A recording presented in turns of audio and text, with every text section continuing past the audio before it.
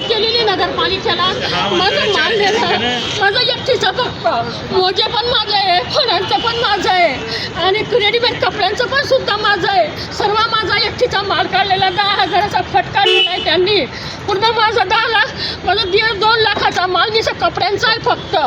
आणि माझे जे टेबलं लावलेलं आहे ते टेबलं सुद्धा त्यांनी मोज्यांचे माझ्याचे, ते कोणाचंच नाही आहे, माझंच एकटीचं दुकान आहे. त्याच्यावर चालू आहे माझा पूर्ण माल जप्त केलेला आहे साहेब. मी वावर विकून माझा माल भरलेला आहे. माझं शेत विकलेलं आहे. मी औरंगाबाद फुलंब्रीचं मी 5 लाख 5.5 लाख रुपये मला मिळाले होते. सागर शिंपीने सागर शिंपी साहेबांनी पोलीस लावून डीबीवाला लावून पहिल्यापासून सांगा काय झालं नेमकं. मी त्यांच्या नावाची त्यांना माझ्या मुलाला मारहाण केली. कोणी? सागर शिंपी साहेब डीबीवाल्यांनी माझ्या मुलाला किरकोळ भांडणावरून माझा मारहाण माझ्या मुलाला केली. बाईचं गेडीचं माझं भांडणं होतं. काही माझ्या मुलाचा संबंध, माझ्या मुलाला पण मारहाण केली. त्यांनी हात फ्रॅक्चर केला. मग मी त्यांना माझ्या नावाने अर्ज केला, SP साहेब कलेक्टरना अर्ज केला की साहेब माझ्यावर असा अत्याचार होता. माझा एकोलता एक मुलगा आहे, त्याचा हात फ्रॅक्चर केला. त्याच्यामुळे त्यांनी माझं आज अतिक्रम काढलं. फक्त माझ्या एकटीवर पूर्ण माल माझं जप्त केलेला आहे साहेब.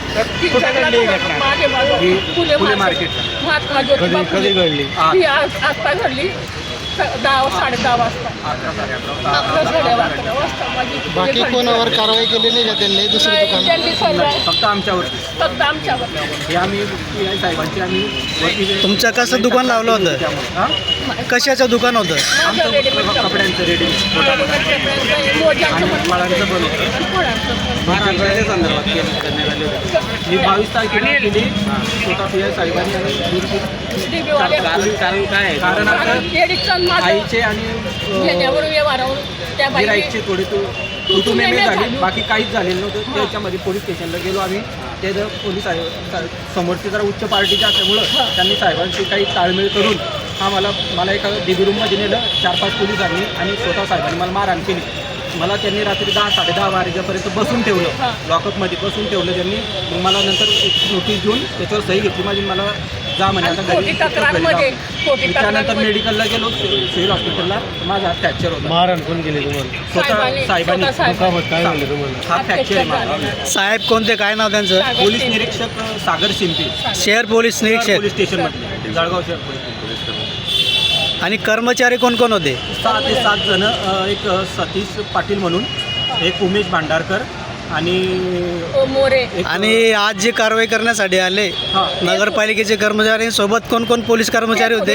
किती लोक होते? 40-50 नाही, 40 नाही, तरी पण 10 ते 15 पोलीस.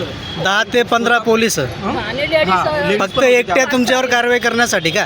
स्पेशल आमच्यावर कारवाई. कारण की आम्ही ऑनलाईन तक्रार दिली होती SP साहेबांकडे त्यांच्याबद्दल.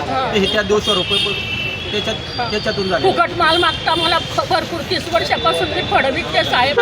तर त्यांनी मला फुकट घेऊन खूप परेशान केलेलं आहे. म्हणून मी त्यांचा कट आहे माझ्यावर. मला जातीवाद करतात. एवढे हिंदू मार्केट, पुन्हा हिंदूचं मार्केट आहे. कारवाई झाली नाही अतिक्रमण म्हणजे पूर्ण माल टाकून दुकानं चालू आहे. हा चालू आहे. फक्त मी एक ठिकाणी सुमानाची साहेब तिथं कोणीच नाही. माझ्या मागे लावाने सांगितलं, माझ्या मागे पाठीमारी वसील आणि साहेबांनी गैरवापर करतात साहेब. तुमची काय मागणी आहे आता? त्यांची मागणी काय तुमची? माझी मागणी अशी, यांना मला त्रास नको. या मला 2 पिढ्यापासून त्रास देतील. वारंवार खोट्या कंप्लेंटामध्ये फसवत राहता. आम्ही व्यापारी लोक आहे, आम्ही काही कोणी केलेलं आहे? वेगवेगळे साहेब येतात, वेगवेगळे पोलीस येतात त्यांच्या मार्फत. आणि ते सांगून जातात अशा नावची बाई, तिला कंप्लेंट करायची, तिच्या मुलावर बी गुन्हा दाखल करायचा. तिच्यावर माझा पोरगा 15वी शिकलेला आहे साहेब.